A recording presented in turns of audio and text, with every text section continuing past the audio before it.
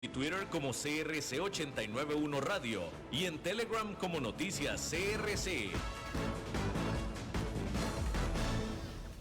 CRC 89.1 Radio y Cadena Radial Costarricense no se hacen responsables por las opiniones emitidas en este programa. Es tiempo de tender la red democrática y mostrar la Costa Rica del futuro hacia la cual debemos caminar. Con ustedes, Jonathan Prendas, aquí por CRC 89.1 Radio. Saludos, ¿qué tal? Muy buenos días, tengan todos ustedes bienvenidos a un nuevo programa de Red Democrática, el programa que suma voces, experiencias, decisiones y acciones, que es lo que estamos buscando generar en este programa desde el 6 de febrero que estamos al aire de lunes a viernes de 10 a 11 de la mañana en el 89.1 FM, con réplica en simultáneo en las redes sociales, @CRC 89.1 Radio, @Red Democrática, @Jonathan Prendas, @Francisco Prendas, con el único fin de extender el mensaje lo más posible dentro de Costa Rica y también fuera de nuestras fronteras, recordándoles que muy usualmente generamos programas con expertos del más alto calibre, tanto público como privado, desde Argentina, Uruguay, Ecuador, también desde España, Israel, hemos tenido, y Estados Unidos, los especialistas en este programa, para generar esa suma de valor que nos permita tener la comprensión de dónde está Costa Rica a lo interno y dónde está Costa Rica a lo externo, para poder tomar las mejores decisiones, siempre con el rumbo y la misión de generar la mejor versión posible de Costa Rica para heredarla a nuestros hijos y a nuestros nietos de una manera lo más sana posible. Si no, seríamos muy egoístas y seríamos muy arbitrarios en nuestra forma de trabajar, y eso no lo queremos. Queremos siempre sumar, y por eso es que invitamos a personas de gran valor para nuestro país que puedan tener una dimensión de entendimiento mucho más amplia que la que podemos tener muchos en función de temas muy concretos. El día de hoy, don William Porras es socio y consultor financiero de Ecoanálisis, y pues nos va a estar acompañando porque recientemente el gobierno de la República hizo efectivo una emisión de eurobonos. Ya vamos a explicar qué son eurobonos, no es que son de Europa ni nada por el estilo, para poder, autorizados por la Asamblea Legislativa, para poder tener mayor liquidez y poder enfrentar compromisos de deuda, compromisos de pago, compromisos de fortalecimiento de las reservas internacionales en el Banco Central, para poder generar mejores acciones en el financiamiento y en la ejecución presupuestaria del país. Sobre todo esto, ¿qué implica, qué significa y cómo podemos entender lo que pasó? Es lo que vamos a hablar con don William Porras, a quien le damos en este momento la muy cordial bienvenida. William, esta es tu casa. Muchísimas gracias, don Jonathan, un placer, un verdadero gusto. Y bueno, aquí encantado de hablar un tema tan interesante y debatible como es el tema, bueno, esta colocación de eurobonos que se dio con éxito, algo histórico, es 31 años este bono, súper interesante, con una tasa del 7.30 en dólares. ¿Eso qué quiere decir? Literalmente estamos captando a tasas de interés que están casi apenas 3 puntos por encima de las tasas de captación de Estados Unidos, como para que tengan una idea, ya con solo eso. Vamos a empezar a armar el rompecabezas, William, para que todos los amigos oyentes del programa nos puedan seguir la pista de la construcción de lo que significa esta colocación que hizo el Ministerio de Hacienda a través de puestos nacionales y, por supuesto, de bancos internacionales. ¿Qué son eurobonos y por qué se le llama así, William? Porque a veces la gente piensa que es seguro plata de Europa, los euros y demás, pero es simplemente una nomenclatura. ¿Qué significa exactamente eurobono? Perfecto, es súper interesante, yo hasta esa primera. Digamos, el tema conceptual de eurobonos es simplemente, es un término económico que quiere decir que es un bono que se emite en una moneda distinta a la moneda local. Así de sencillo, el término. Simplemente en este caso Costa Rica, sus emisiones que ha venido haciendo durante los últimos años a nivel internacional son en dólares. En este caso, 1.500 millones de dólares, para tener un dato mucho más exacto, y esos 1.500 millones lo que viene es a simplemente traer a fondos al Ministerio de Hacienda para lo que son gastos de pagos corrientes. Así es. No, es decir, no está subiéndose el nivel de endeudamiento del país, lo autorizado por la Asamblea Legislativa, simplemente es para poder pues asumir los compromisos o canjear deuda que se adquirió cara en el pasado por una deuda más barata y que se tengan que pagar menos intereses en el camino. Claro, y eso es justamente por esa es la muy buena noticia que primero tenemos. 1.500 millones a una tasa que está muy cercana a las tasas de captación de 31 años que manejan la mayoría de los países a nivel de América Latina, nos da una muy buena expectativa para pensar en años posteriores, posiblemente inclusive hasta en este gobierno, tener grado de inversión. ¿Las calificadoras de crédito tuvieron algún tipo de incidencia, las notas que tenemos internacionalmente para que tuviéramos este resultado, William? Yo diría que son varios componentes.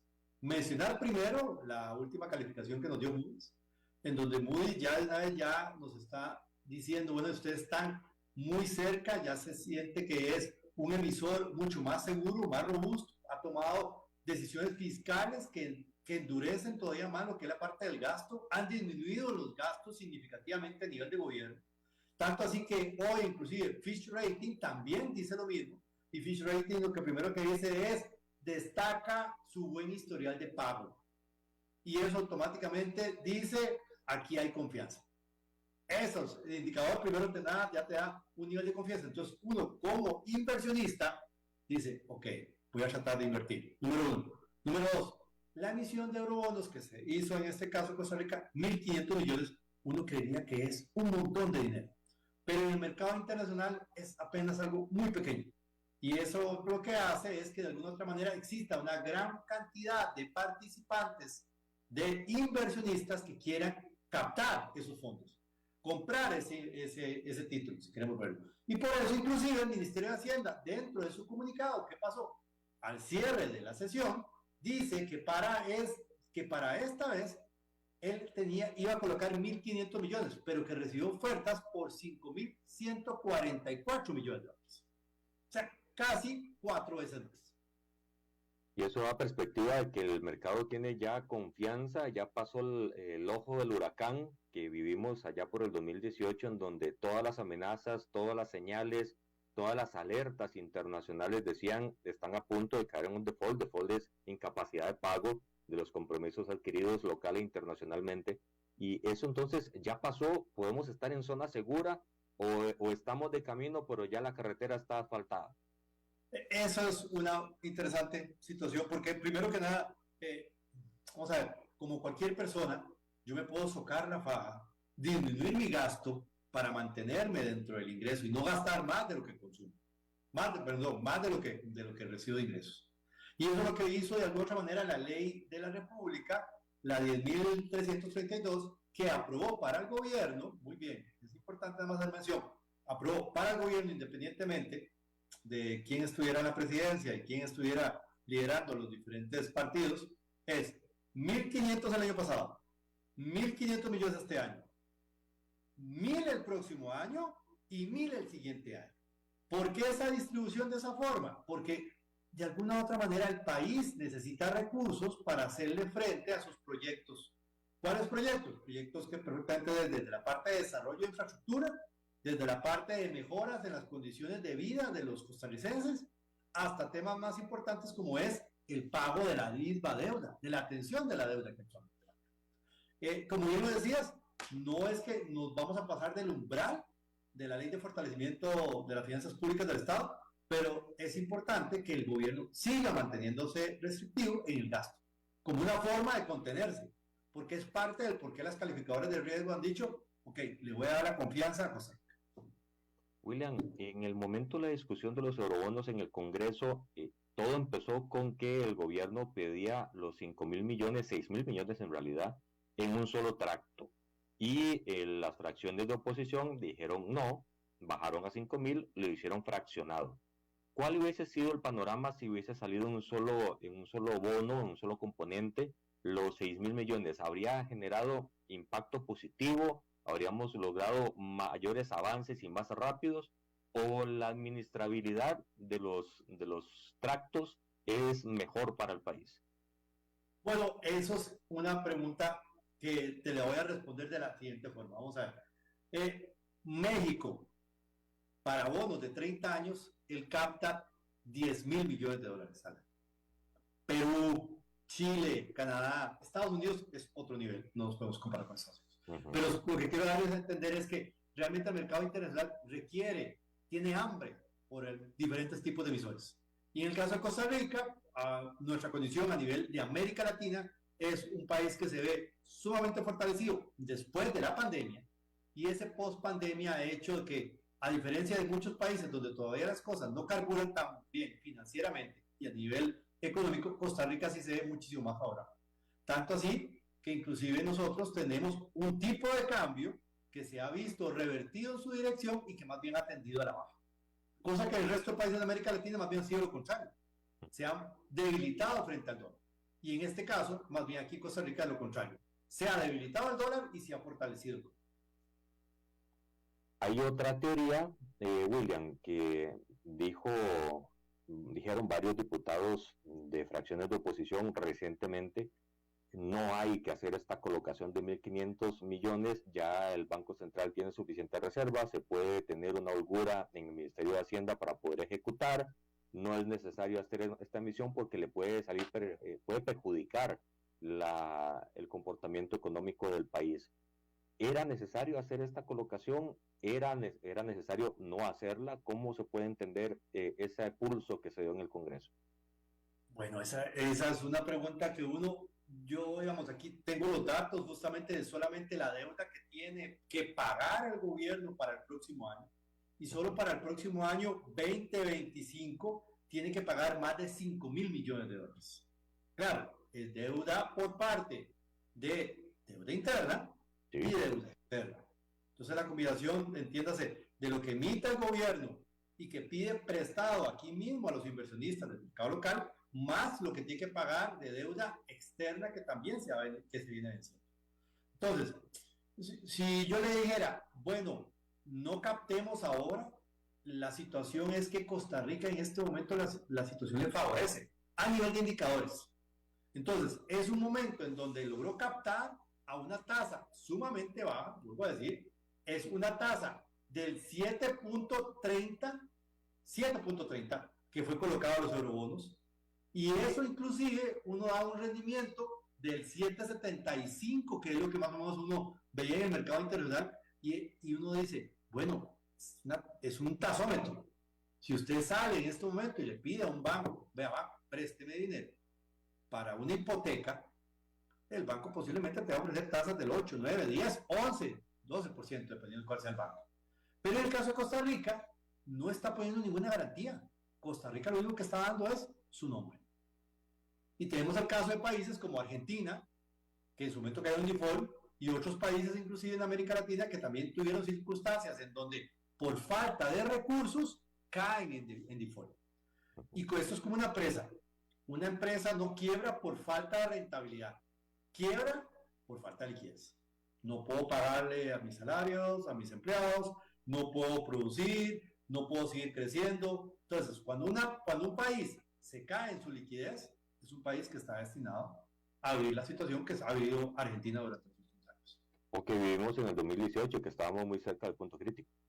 Así es, bien lo dijiste. Y en ese momento, en la Asamblea Legislativa, cuando estabas, de alguna otra forma uno siente donde uno se cuestiona realmente cuál es el futuro del país. Entonces, eso era 2018. 2023, estamos en una situación que nos favorece. Bienvenido, hagámosla. Pero hagámoslo de inmediato y aprovechemos la circunstancia. Porque esos 1.500 nos van a servir para el colchón que tenemos que hacer. Vuelvo a decir lo mismo. Próximo año, casi 5.000 millones. Siguiente año son 6.200 millones.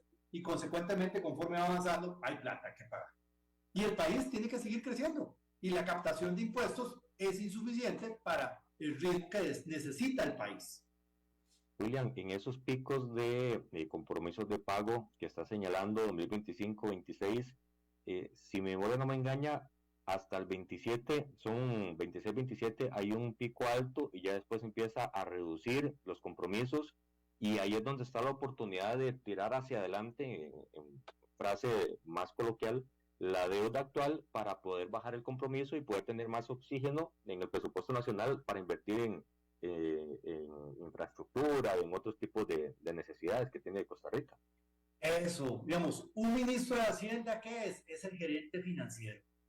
Lo que necesita es tratar de bajar al máximo la cuota, tratar de que las cuotas sean muy bajitas para que el resto del dinero que reingresa sea suficiente para hacer pago y hacerle frente a deuda, hacerle frente para crecimiento del país, hospitales, educación y cuánto proyecto que tiene el gobierno y que apoya socialmente. Porque de alguna otra manera lo que debe buscar el gobierno es darle ese apoyo para que existan las condiciones ideales para que el país, para que la población de Costa Rica pueda crecer, desarrollarse y obviamente producir más. ¿Qué se tiene que hacer, William, con esos 1.500 millones? Y más bien empezó más atrás todavía. ¿Los 1.500 del año pasado todos se usaron o todavía hay una reserva en el Banco Central? Hay un pequeño remanente, pero es insuficiente para lo que tiene que pagar el gobierno.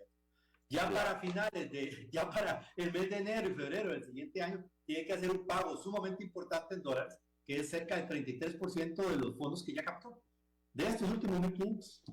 Entonces, de alguna otra manera, el gobierno sigue captando dólares, ¿necesitará más dólares? Sí.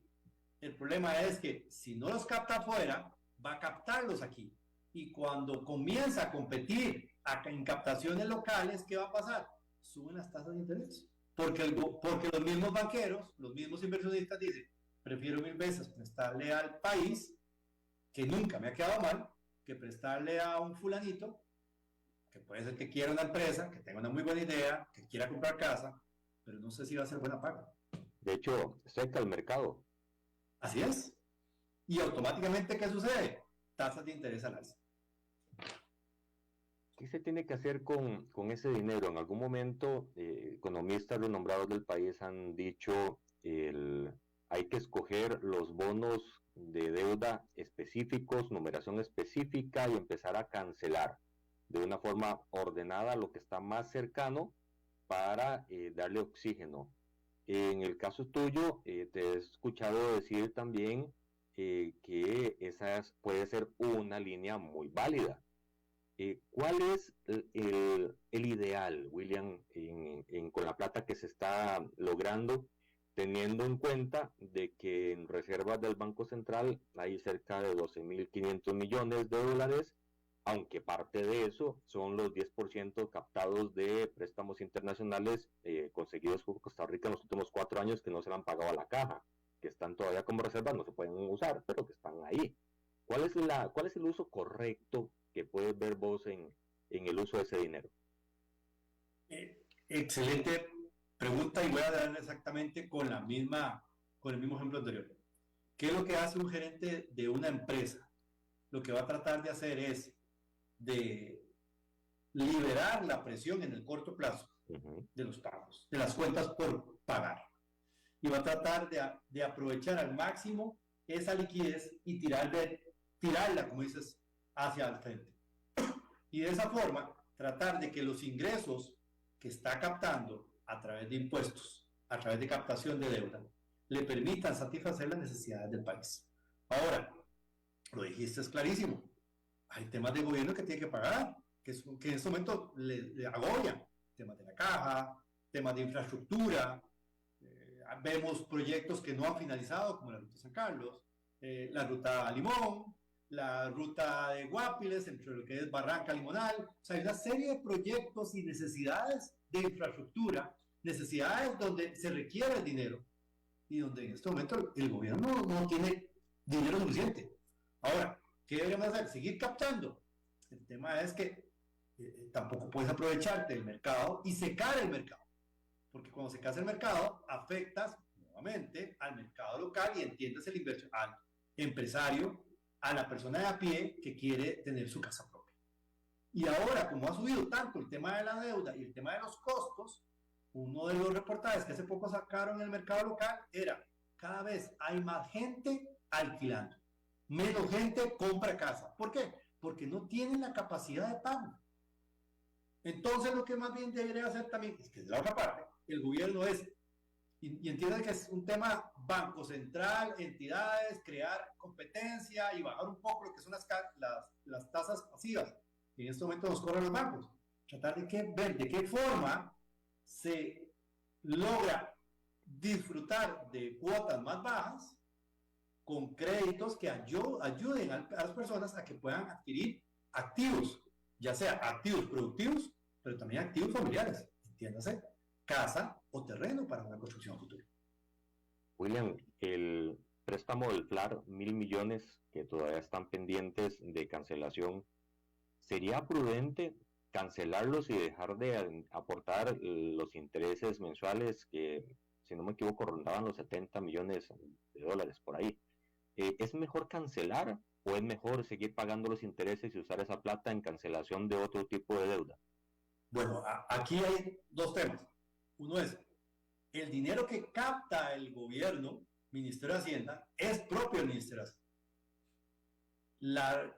El préstamo del plan es una deuda que tiene Banco Central. Así es. Ahora, las reservas están tan altas porque el Banco Central es el banco donde el gobierno deposita los fondos en banco. Entonces, claro, las reservas están muy altas, por encima del 14% del PIB, que es un número bueno para un tamaño del país de Costa Rica, que de alguna otra manera, solamente para dar una explicación más práctica, lo que tiene que tener uno en reservas como país es al menos 6 meses de importaciones, más el pago de intereses por deuda, más el tema de remesas o envío de pagos que tienen que hacer empresas que están constituidas en Costa Rica, pero que tienen que pagarle a sus casas matrices fuera. Entonces, toda esa capacidad que tiene el país ha hecho que también se fortalezca. Ahora, ¿que le sobran recursos en dólares?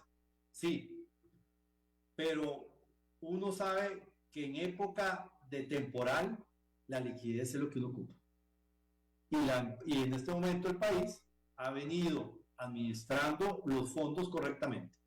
¿Qué pasa si el día de mañana se da una eventualidad, nos afecta el tema de Ucrania, Rusia directamente, se disparan los precios del petróleo o los granos aún más, o hay un efecto por el tema de Hamas e Israel? Son condiciones que de alguna otra manera en el mercado internacional nos pueden impactar. No lo han hecho, no han subido drásticamente el precio del petróleo, pero si se diera, el Banco Central tiene las condiciones y tiene el músculo para tratar de alguna medida de que el tipo de cambio no se dispare o no genere una alarma significativa y que el día de mañana, más bien ahora sí, esa deuda se transmita en una bola de nieve. Ahora, financieramente, ya quitándome el sombrero de Banco Central y el regulador y viéndome más como un tema de conductor, yo vería favorable el tema de anticipar el pago de la deuda del FLAR por las condiciones actuales que estamos viviendo. Pero nótese que es a partir de esta captación de estos 1.500 millones, que perfectamente el presidente del Banco Central lo podría pensar con su junta directiva y tomar una decisión, ahorrarse esos dólares que estamos pagando en interés mensual. Sí, también lo podría hacer. La pregunta del millón es, ¿cuándo será el timing correcto? Podría ser ahora en el momento. Es que precisamente, William, el timing que está señalando, con una inflación negativa, una deflación, con la tasa política monetaria todavía alta, me parece que podría estar un poco más abajo para poder generar mejores condiciones de tasas de interés, con un tipo de cambio todavía muy sostenido, siendo el principal beneficiario el mismo gobierno por diferencial cambiario para poder pagar sus deudas y compromisos. Esos componentes, ese juego de indicadores que da buenas señales al país, ¿no sería un juego común de timing correcto para empezar a hacer pagos? No obviamente gastar todo, pero sí empezar a quitarse cosas, los préstamos más pequeños o los compromisos más pequeños de encima para tener más oxígeno hacia futuro. Sí, yo estoy de acuerdo totalmente. De alguna otra forma, nosotros no somos una economía que actualmente tenga las mayores reservas a nivel de Centroamérica.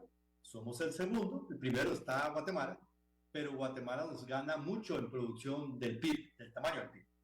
Pero si quisiéramos verlo en términos de naturaleza financiera, yo vería recomendable en este momento bajar el costo de la deuda, disminuir las cuentas por pagar que tiene en este momento el Banco Central y aprovecharse del exceso de dólares que tiene la economía por una situación coyuntural que en este momento tenemos.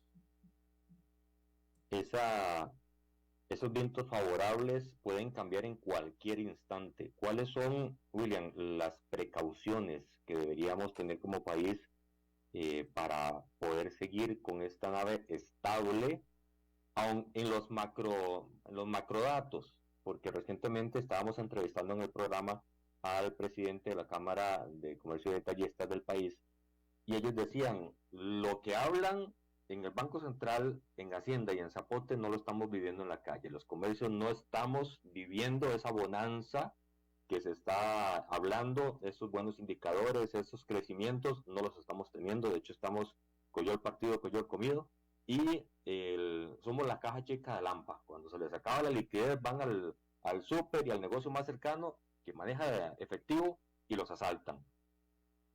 ¿Cómo podríamos entender este comportamiento de hasta dónde podemos movernos en función de, por lo menos, defender los macrodatos, la economía al macro? Claro. Digamos, yo número uno, que siempre le digo a mis clientes a la hora de sentarme en una junta directiva, en un comité, es, número uno, vea primero cómo está el comportamiento de las tasas de interés. Porque perfectamente lo dices ahora, la tasa de política monetaria viene bajando, pero sigue alta. El problema no es la tasa de política monetaria, es las tasas de interés que me cobran los bancos comerciales. Y eso es un gran diferencial. Y ese diferencial hace que los bancos los que estén recibiendo mayores utilidades en este momento por las condiciones de administración de fondos. Número uno. Número dos, hay una falta de competencia que existe en el mercado bancario y eso se traduce en las utilidades que hoy por hoy reciben con los niveles de márgenes que tienen de las tasas de interés. Si fuera yo a invertir en este momento un certificado de depósito a plazo, banco local, no importa, banco internacional, banco público, banco privado, las tasas de interés andan muy similares. Pero si yo voy a pedir un crédito, de la tasa que me otorgan para invertir, me suben 3%, 4%, 5%, depende de cuál sea el banco y depende de cuál es la moneda. ¿Qué quiere decir eso? Existe poca profundidad, poca competencia en el mercado. Y existe mucha deficiencia, porque más o menos del margen entre la tasa de captación y la tasa de colocación de los bancos, hay cerca de un 3% que se lo come lo que se llama el gasto operativo. Y ese gasto operativo es ineficiente a nivel de mercado. Si yo quisiera compararlo con otros países mucho más desarrollados, ese gasto del 3% se reduce en 1. ¿Qué es lo que está pasando? No estamos siendo eficientes. No estamos sabiendo colocar correctamente. Tenemos una serie de procesos en los cuales los mismos bancos se ven perjudicados, porque también hay un tema regulatorio. Y exceso de regulación genera un aumento en los gastos. Lo dijo ahora el compañero justamente con lo de la Cámara. La misma situación. No todos tienen la posibilidad de ir a tocar la puerta a un banco. ¿Por qué? Porque no todos son sujetos de crédito. ¿Qué hacemos para que la persona sea sujeto de crédito? ¿Qué hacemos para que el empresario lo podamos apoyar? Son condiciones que tiene que nacer, no del gobierno, sino de la misma banca. Pero como la banca no tiene competencia. Exacto, porque él mencionaba que el Ministerio de Economía generó la directriz de que si William, el comercio de William, se inscribe como pyme dentro del MEIC, iba a tener facilidades de acceso a crédito en la banca nacional. Muchos lo hicieron y no pasó absolutamente nada. De hecho, en el banco les dicen que dicha que está inscrito, algo funcionará para temas de gobierno, pero para nosotros no afecta, no mueve la aguja ni un centímetro, porque no es un indicador que nosotros veamos como positivo. Entonces, eso que está señalando la competencia genera la suspicacia de que el problema es muy profundo en otro lado, que no permite que haya producción competitiva. Pero eso genera un freno y una desaceleración en la capacidad de bienestar, de poder adquisitivo de la gente, de empleabilidad, y ya lo estamos viendo, y vos tenés a mano más datos duros de menor cantidad de gente perteneciente a la población económicamente activa que quiere trabajar. Por lo tanto, no sé si será correcto o incorrecto el término, pero es como un tipo maquillaje el 8.8% de desempleo, porque hay menos cantidad de gente buscando trabajo, por lo tanto se cubre más fácil el faltante, pero hay mucha gente en informalidad y mucha gente en generación de necesidades a nivel de pobreza extrema. Todo ese mapa nos da la necesidad de evaluar más estrictamente lo que está haciendo Hacienda y el Banco Central. ¿Cómo se puede calificar la política macroeconómica? Ahora estabas diciendo que se está haciendo correctamente a nivel general, pero el tipo de cambio debería estar ahí o debería estar donde hay un equilibrio de ganadores y perdedores, que se ha dicho que son 600 colones por dólar, no 530, porque estamos generando dolor, por ejemplo, en el tema del turismo, que es el principal motor del país. ¿Cómo podemos hacer para que la tasa de política monetaria baje, que las tasas de interés bajen, que Hacienda no sea tan papista, más papista que el Papa en tema fiscal, impidiendo que el OIJ pueda comprar sin pago del IVA? Yo creo que se van muy en la minucia y no ven el elefante que está enfrente de ellos. ¿Cómo analizar todo eso que está pasando, William? Sí, digamos, uno de los conceptos más importantes es que, digamos, a ningún gobierno le interesa tener pobres en su economía. Cuando una persona es pobre, paga pocos impuestos, paga pocos tributos y necesita requerimientos sociales, apoyo social que le debe dar el gobierno. Y más, y cuanto a entidad que de alguna otra manera tiene gubernamental o no gubernamental ya. Pero el problema es que ese no es el negocio del gobierno. El gobierno lo que tiene que hacer es tratar de aumentar la competencia, tiene que tratar de inmiscuirse menos todavía en condiciones favorables y más bien apoyar aún más a lo que es el empresario, al empresario que crea fuentes de empleo. Si yo quisiera contratarte o contratar a cualquier persona, además del salario que te tengo que pagar los otras cargas sociales que tengo que pagar a la caja. Entonces al final me resulta, desde el punto de vista empresarial, desde el punto de vista financiero, muy alto tu salario por las cargas asociadas a contratar. Entonces, ¿qué es lo que pasa con muchas personas? Y quisiera contratar más personal, pero no puede porque no tiene capacidad financiera, porque no le otorgan créditos, porque Banca para el Desarrollo está estancada. Banca para el Desarrollo tiene exagerada la cantidad de dinero. Se le ha indicado que tienen que abrir garantías más relevantes que permitan que la gente empresarios puedan pedir créditos. Pero es tan engorroso el sistema de Banca para el Desarrollo que más del 50% de los fondos están ahí sin hacer nada. Si disparamos el tipo de cambio, siguiendo con la pregunta tuya, ¿qué es lo que va a pasar? Posiblemente los exportadores van a generar más ingresos en colones, el turismo va a generar más ingresos, perfecto. Pero entonces las instituciones públicas que tienen deuda en dólares, y les va a ir como un carajo. Grupo ICE, AIA, RAXA, hay una gran cantidad de entidades que necesitan hacerle frente a pagos en moneda distinta a la que genera. Recope, por ejemplo. Cada vez que compra... Una pregunta, William, ahora que mencionas al ICE, que ha estado diciendo que financieramente están mejor y más sólidos, ¿es simplemente el diferencial cambiario o sí cambió algo? Menciono el ICE por poner uno, pero las demás instituciones que nombras tienen el mismo patrón, anuncian que están más fortalecidas, pero ¿es por el tipo de cambio o de verdad está cambiando algo al interno? Mejor gasto, mejor inversión, más cuidadosos, mejores normas NIF, aplicación, etcétera. Las normas NIF les ayudan en términos de registro de estados financieros y obviamente también tienen una repercusión a nivel de resultados. Pero son ganancias papel, si quisiéramos decirlo. Ahora, el tipo de cambio, claro, le ayuda un montón. Tasas de interés a la baja, le ayuda un montón. Condiciones, ¿por qué? Porque esas son condiciones de ahorro financiero. Tengo que gastar menos colones para comprar el mismo dólar. Y ahí es donde ves. Entonces, cuando observas que hay entidades públicas, sin decir nombre, donde el precio teórico de equilibrio es 5.75 y todo lo que esté arriba de 5.75 le genera pérdida, automáticamente les están mejorando los estados financieros. Y esos estados financieros deberían reflejarse en el costo que le cobras a la persona que va a pie, a la persona que recibe la energía, que recibe el servicio telefónico, que paga la gasolinera. Todos esos servicios deberían de ser más baratos. Ahora, volviendo con la pregunta anterior, no todos estamos viendo ese beneficio. Eso sí, No todos vemos el mismo beneficio. Ni todas las instituciones son igual de eficientes.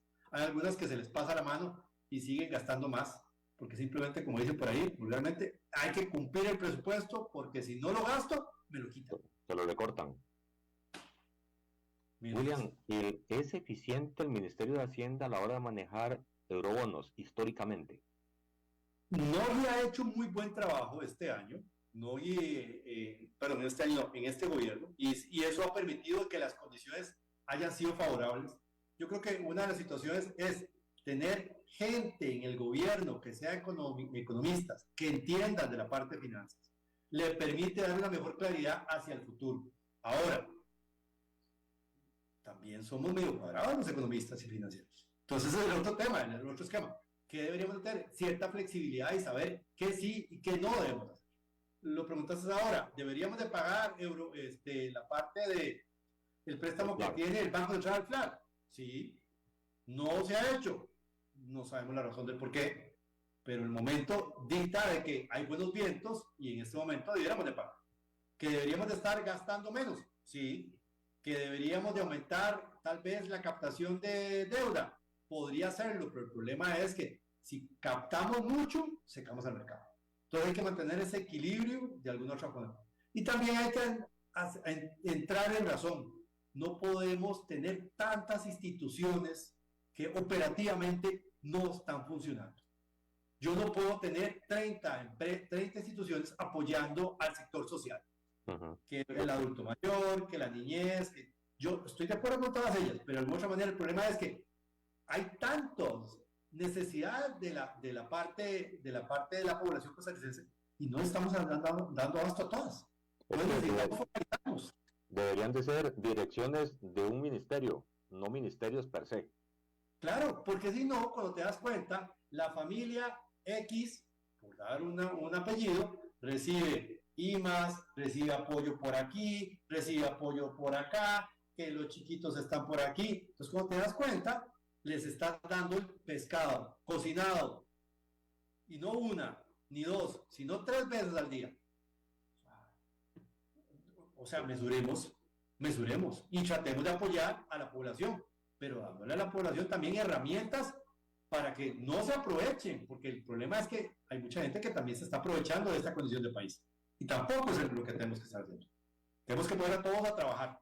Son 334 instituciones, 35, pero ya por dicha, lo que denunciamos en el momento cuando estábamos en la asamblea, de que no haya que crear la institución esta de la espacial de Costa Rica, que no tenía sentido, ya mandaron un proyecto con respaldo de todo el mundo para cerrarlo y derogar la ley y cerrar esa idea.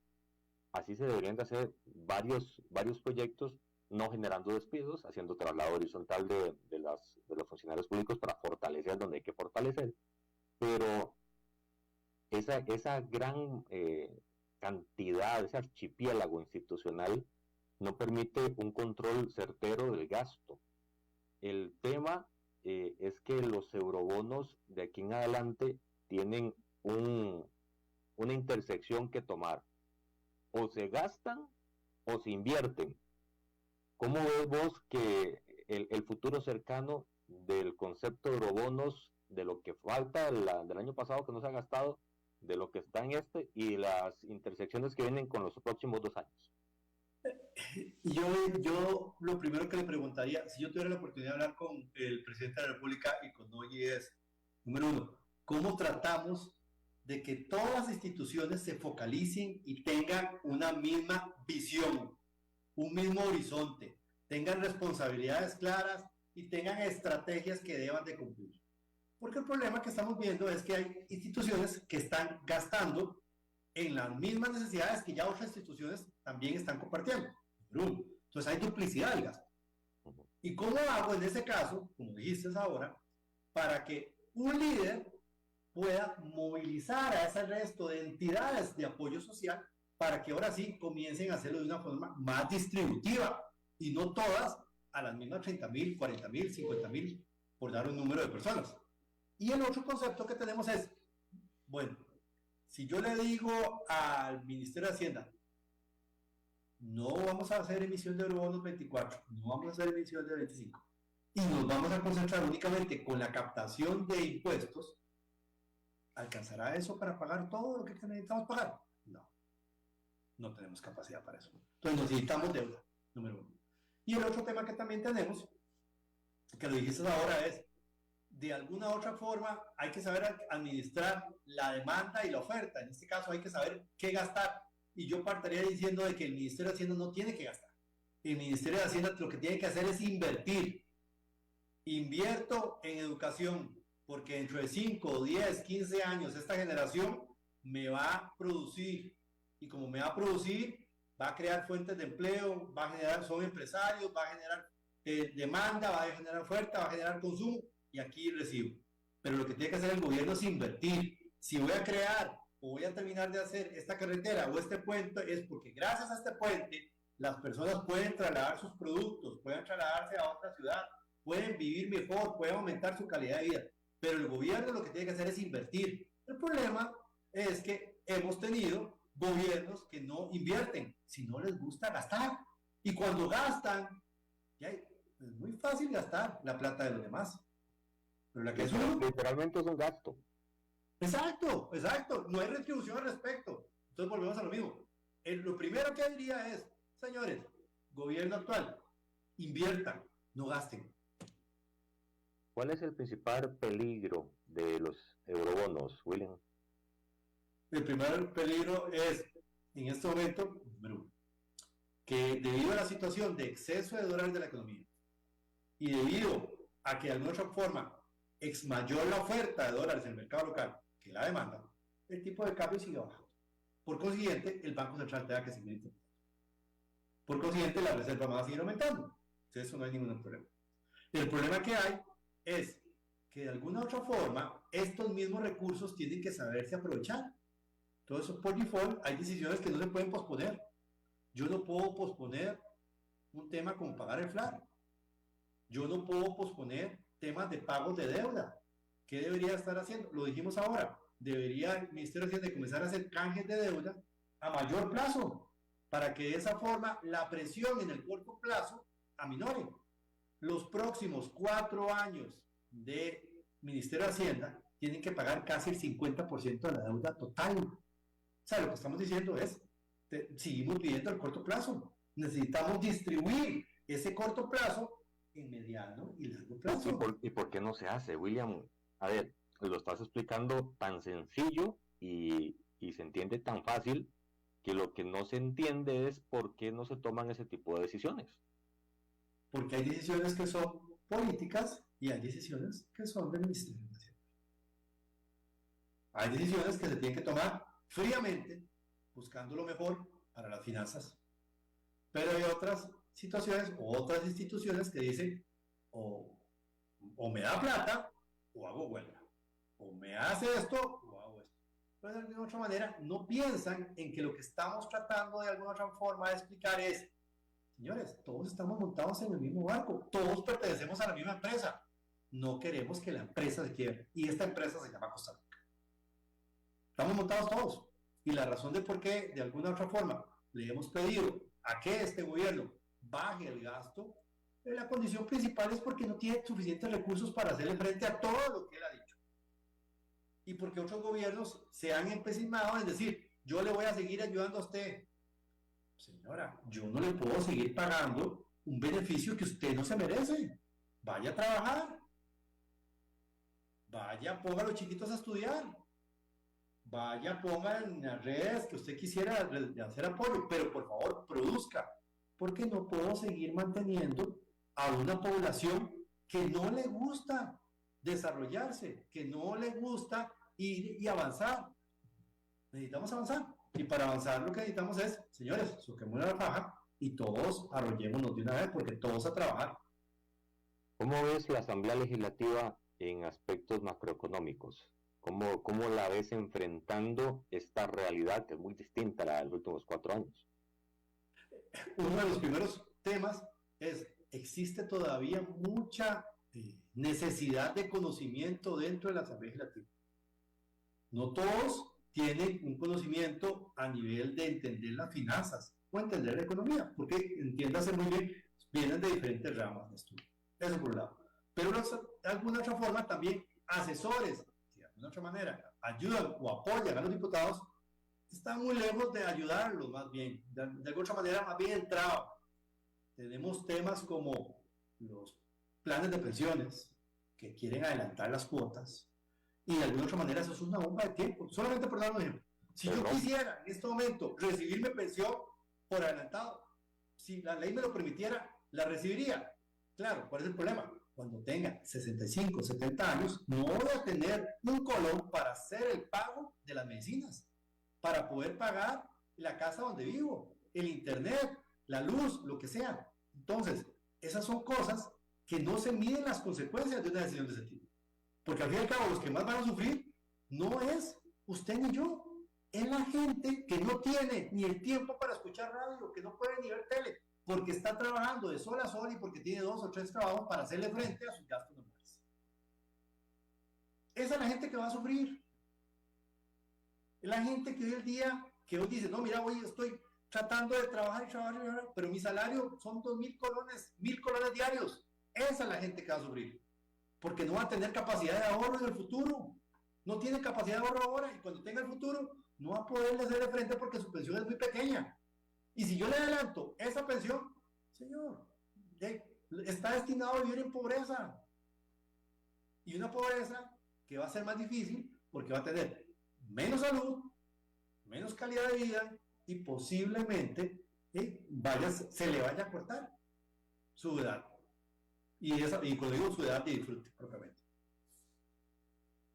¿Qué problema? Esto es un tema, ¿verdad? Pero ya es una... Es que, a ver, todo es parte del mismo árbol o del mismo bosque que se llama Costa Rica, que a final de cuentas, si un árbol se afecta, afecta a los demás o puede podrir los demás. Una fruta, pues puede perfectamente malear toda la producción. Y eso es lo que está Costa Rica en este momento en una intersección de toma de decisiones democráticas. Me parece que la economía, vos bien lo decías, a veces es muy cuadrada, muy fría, y a veces hay que darle ese rostro de, acuérdese, de ponerle una cara a cada número que se está analizando, porque al final de cuentas se afecta, y esa afectación genera mayor o menor bienestar de calidad de vida. El tema es ese equilibrio, porque cuando se ven los indicadores, cuando se ve la realidad de lo que está pasando en la calle, falta como esa sensibilización y ese tamizar el número para poder tomar una decisión más apropiada y no tan literal, tan académica, podría ser la expresión. Sí, voy a un ejemplo de estos días que casualmente he tenido relaciones ahí importantes con una empresa en particular. En la caja tiene una gran cantidad de laboratorios en sus diferentes hospitales, clínicas y demás, que de alguna otra manera todos esos le extraen sangre, hacen pruebas, etcétera, etcétera. Si todos esos datos se concentraran en un único lugar y fueran analizados de tal manera para identificar, mira, en la zona Huetar Norte se está recibiendo más un tema epidémico de, no sé, gripe. Mira, en la zona de Guanacaste, exclusivamente en la parte de Nicoya, estamos viendo que se está levantando lo que es el COVID. O sea, si todos esos datos se lograran ver y centrar en un solo comité, ese comité posiblemente diría, mira, voy a trasladar los medicamentos que están ociosos en una zona y los voy a distribuir en esta otra zona porque tienen esas necesidades.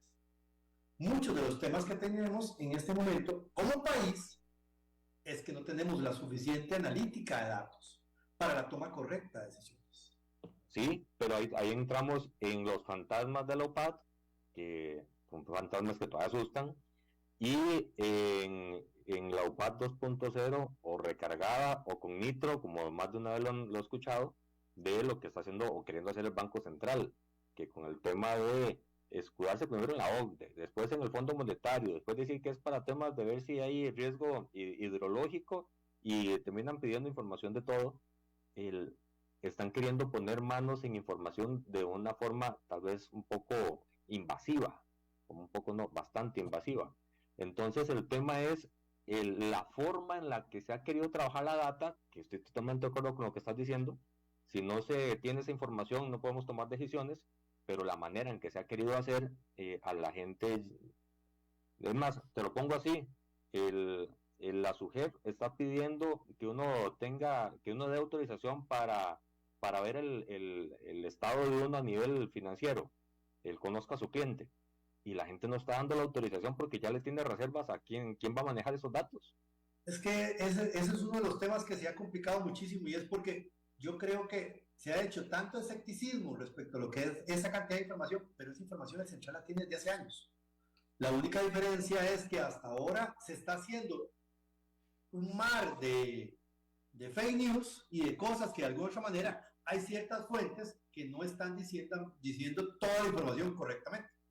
Y hay ciertas asociaciones que están pegando el grito y diciendo, mira, esto nunca lo hacíamos. Disculpe, ustedes siempre esa información como entidad financiera se la han pasado al Banco Central y a la SUGEF.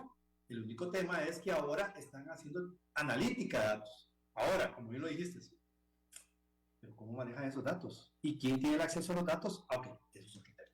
Eso es un tema que está técnicamente regulado por una ley de protección de datos que fue aprobada y que tiene cierta regulación. Ahora, el problema es la confianza.